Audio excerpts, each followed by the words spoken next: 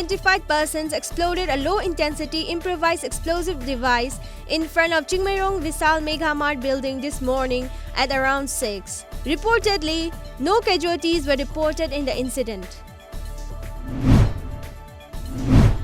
Mizoram Chief Minister Zoramthanga had sought the centre's help to clear a bill to detect illegal migrants. As per media reports, in this meeting with Prime Minister Narendra Modi at New Delhi, Zoramthanga urged Modi to clear the Mizoram Maintenance of Household Register Bill 2019, which was passed by the State Assembly on March 18th. The Golpara District Administration in Lower Assam has geared for the beautification of the Urpat Bel, a lake near Agya.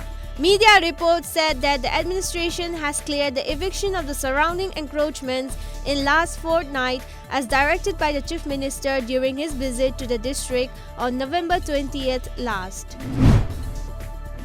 All 4 accused in Hyderabad veterinarian rape and murder case were killed in a police encounter, according to a media report. The police said that the 4 accused were shot dead in an encounter on the National Highway 44 near Hyderabad, the same highway where the charred body of the 26-year-old woman was found on 29th of this month.